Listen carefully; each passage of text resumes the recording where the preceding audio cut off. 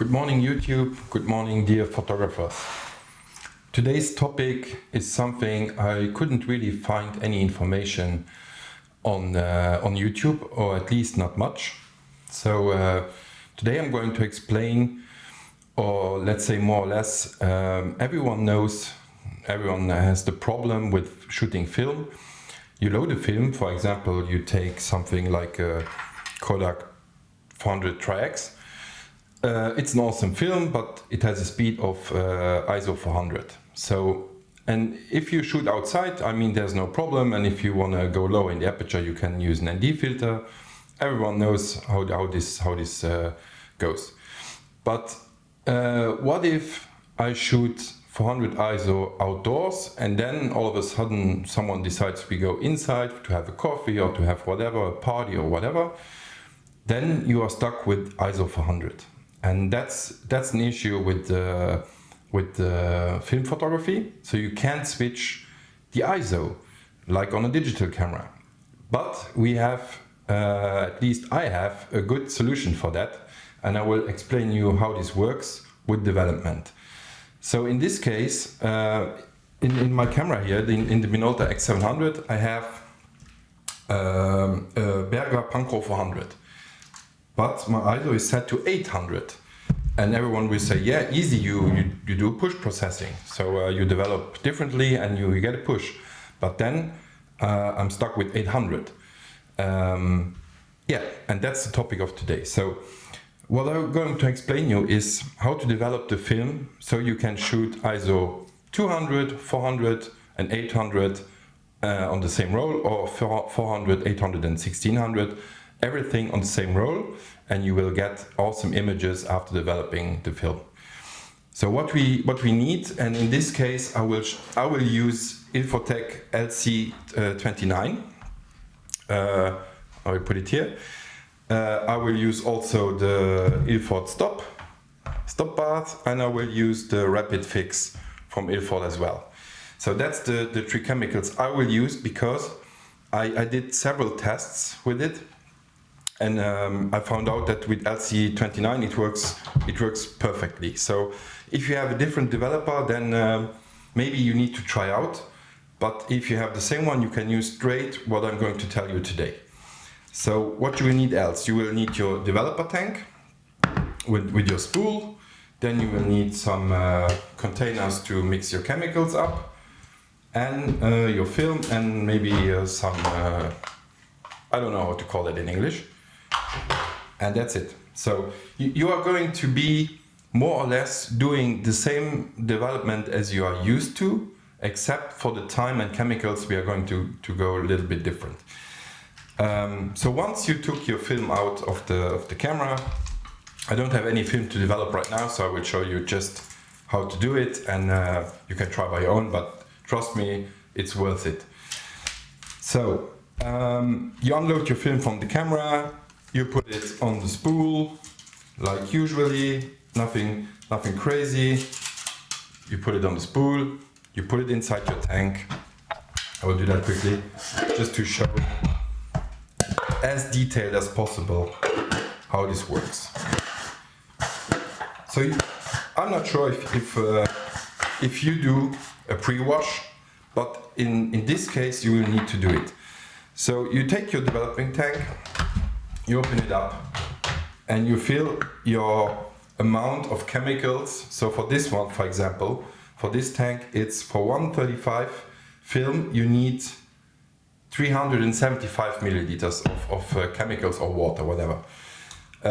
So you are going to put in 375 milliliters of water, and you will let it sit there for around 5 minutes, just to pre-soak the film, to wet the film up, so the chemicals can adhere better to the film. So that's it. Then you pour it out, nothing crazy, pretty easy. In the meantime, in the 5 minutes that you are waiting for the film to pre-soak, and that's a big advantage also. Sometimes you mix up your chemicals, so like they say it, for example 1 + 19 for the LC29. But then you have no film to develop for a longer time, and your chemicals go bad, because they last long I already did some tests that even chemicals that were in the dark in a dedicated container for around 6 months, it still worked. But once they are mixed, they last not as long as if they are in the initial container. So with this method, you will be able to develop for longer with your developer.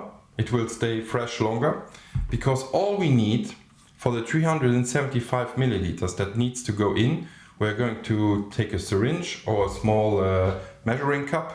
This one is too large, but because you will just need around 7 milliliters of LC29. So you put your syringes in. What I usually do, I don't know if you can still see it. Yes. I just have a tiny hole in here because I use a syringe. And with that method, the chemicals aren't really open. There's not much air coming in and not much oxidation is going to happen. So it lasts pretty long. So we take the 7 milliliters, put it in our measuring cup, 7 milliliters, and we add 368 milliliters of water to get a solution of 375. Once this is done, you pour out the pre-wash. You go straight in, with your chemicals, and then the magic happens. You let it sit. You need to move it around for around 30 seconds to get the film to cover it with the developer. But then you let it sit for half an hour. And what this does is, in fact, the developer will only develop the silver nitrate that is necessary to develop. I won't go into further details because it becomes quite complicated to explain, but trust me, do it, it's absolutely worth it. After half an hour, we need to turn it around again for 20-30 seconds, and you let it sit again for half an hour. There are people that know this developing method. It's the stand development. We call it stand development. Why are we going to move it after half an hour? Is because on your film, especially 35 millimeter film, the tiny holes for the film advancing, if you don't move it after half an hour, you will get some bromide drag from the holes into your picture. And we don't want this to happen. So that's why we mix it up again after half an hour. And this almost, or in my case, every time I have no bromide drag. So that's perfect. You could leave it for an hour straight, but then you risk to have the bromide drag. So please, after half an hour, do it. With the medium format, it's a bit less of a problem because there's no holes, so the chemicals are more even on the film, but still do it also on the 120 film. So half an hour later, we pull out the developer. This developer, you can't use it anymore, so you can put it in the trash and it's gone. But you only used 7 milliliters of developer, so it's not very expensive. So, and then you wash it and you put in your ilfostop stopping bath, which usually for a minute or so. Doesn't have to be any longer. It's just to change the chemical process, so it's the pH value, so it drops, and then you're good to go. Then you put this one out again, the stop bath. You don't need it anymore. This one you can keep.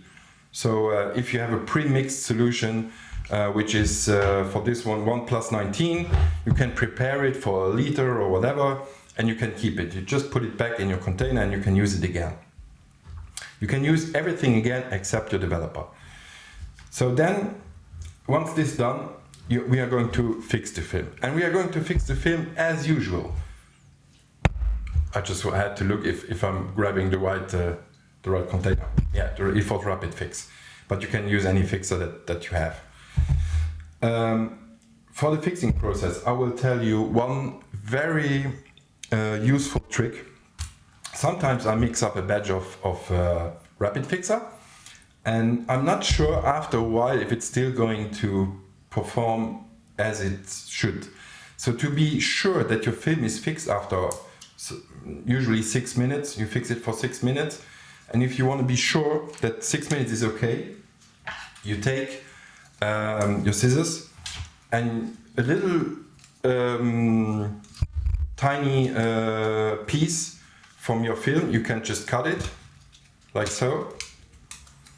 Okay, you have a tiny bit of film and you are going to dip it into your mixed rapid fixer, and then you will see it will clear up the film. So that's an exposed piece of film.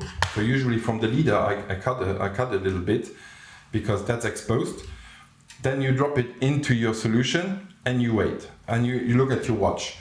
And for example, if it takes 3 minutes to clear up the film totally, so it's translucent, then you double this time, so 6 minutes, and then you're sure after 6 minutes fixing your film, it will be clear and it will be perfect.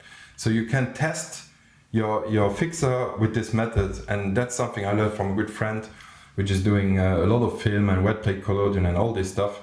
And that's very, very useful because you never know if it's already old, like 2 months, 3 months, 6 months. You never know if it still works and you won't ruin your film. Just dip it in your solution, double the time, and you're good to go. So that's something, yeah, it's good, it's good.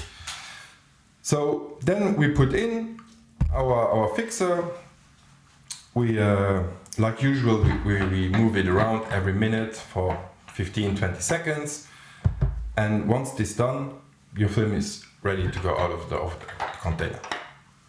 So the advantages now is that I'm able to shoot some frames in 400, some frames in 800, and some frames in 1600. I had very good luck doing this with stand development with around 2 stops over or under, it still works.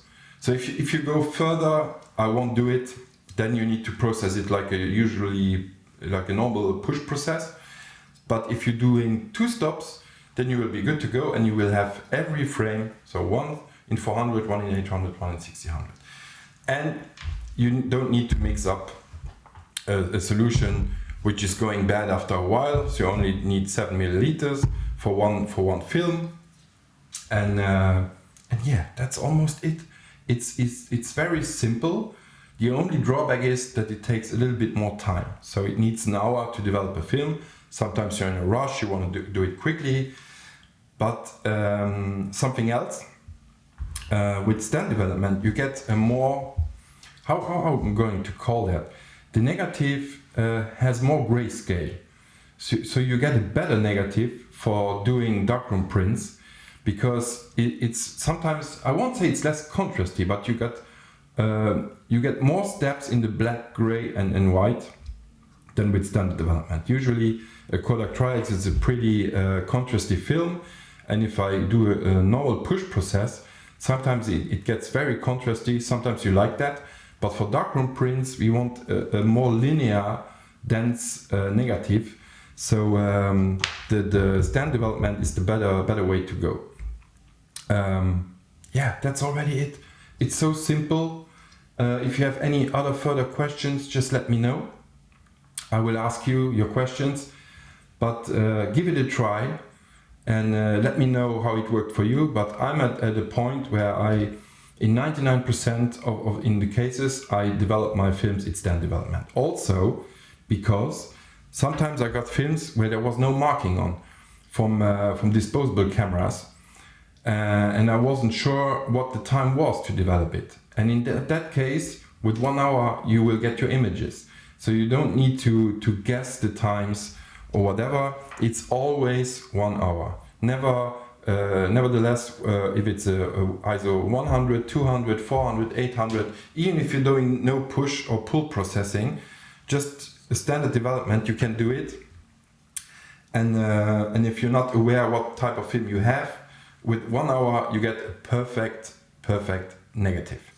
So I don't know really why there are not many videos on YouTube or many photographers doing this. I initially started with that. It's already almost 10 years ago. I first made tests with the stand development, and since I do it every time. And in this hour, usually I do more films. So in that hour I can already start to dry the first one, or even if I have more films, I'm already scanning film, and it's sitting there and it's developing. In an hour I have plenty of time, and even if you go 1 hour and 5 minutes, nothing crazy will happen because the developer is so highly diluted. So if you missed the hour exactly, there's no problem. After 1 hour and 5 minutes, nothing crazy will happen. You will still get the perfect negative.